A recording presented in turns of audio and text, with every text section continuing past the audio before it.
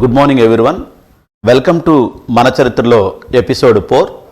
So ఈరోజు మనం సామవేద గురించి తెలుసుకుందాం. మనం లాస్ట్ క్లాస్లో ఋగ్వేద యజుర్వేద గురించి తెలుసుకున్నాం. ఈరోజు మనం సామవేద గురించి తెలుసుకుందాం. సామ అంటే మ్యూజిక్, వేద అంటే నాలెడ్జ్. అంటే మనకి ఈ సామవేద దేని గురించి చెప్తుందంటే మ్యూజిక్కి సంబంధించిన నాలెడ్జ్ గురించి, అంటే సంగీతంకి సంబంధించినటువంటి జ్ఞానం గురించి చెప్పేది సామవేద. అయితే సామవేదాలో మనం చూసినట్టయితే ఇందులో మనకి ట్యూన్స్ ఉంటాయి, రాగాలు, కీర్తనలు ఉంటాయి.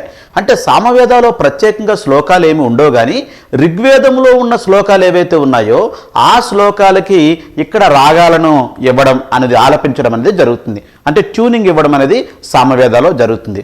ఒక విధంగా మనం చెప్పాలంటే ఈరోజు మనకి భారతదేశంలో మనకి మ్యూజిక్ చూసుకున్నట్టయితే మనకి 2 రకాలైనటువంటి సంగీతం ఉంది. మొదటగా మనకి ఉత్తర భారతదేశంలో మనకి హిందుస్థానీ సంగీతం, అలాగే దక్షిణ భారతదేశంలో మనకి కర్ణాటక సంగీతం అని, కర్ణాటక మ్యూజిక్ అని మనం చెప్తాం.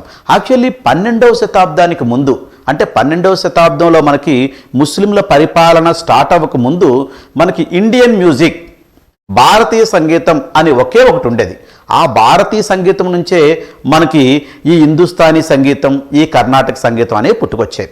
అంటే ఈ భారతీయ సంగీతం ఎక్కువగా ఈ ముస్లింల రాకతో వచ్చినటువంటి పర్షియన్ సంగీతంతో మేళవించి హిందుస్థానీ సంగీతంగా మారింది. ఎందుకంటే ఎక్కువగా ఈ ముస్లిం పరిపాలకులు ఉత్తర భారతదేశంలో పరిపాలించారు.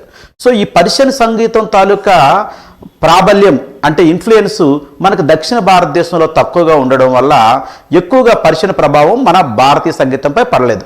ఆ సంగీతం మనం ఇక్కడ దక్షిణ భారతదేశంలో కర్ణాటక సంగీతంగా చెప్తాం. అయితే మీరు హిందుస్థానీ సంగీతాన్ని, కర్ణాటక సంగీతాన్ని వింటే మీకు ఒక విషయం తెలుస్తుంది. హిందుస్థానీ సంగీతం కొంచెం ఎమోషనల్గా ఉంటుంది, భావోద్వేగంగా. సో ఎందుకంటే అది పర్షియన్ సంగీతంతో ఎక్కువగా ఇన్ఫ్లుయెన్స్ అయింది కాబట్టి. మనకి కర్ణాటక సంగీత్ మనం చూసుకుంటే ఇది స్పిరిచువల్గా ఉంటుంది. మనం టెంపుల్లోకి వెళ్ళినప్పుడు మనకి కర్ణాటక సంగీతం మనం విన్నప్పుడు మనకి అర్థమవుతుంది, ఎందుకంటే స్పిరిచువాలిటీ, ఆధ్యాత్మికత ఎక్కువ ఉంటుంది.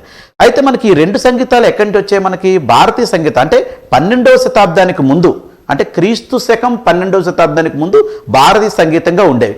ఈ భారతీయ సంగీతానికి మూలాలు ఎక్కడి నుంచి వచ్చాయంటే సామవేద నుంచి వచ్చాయి.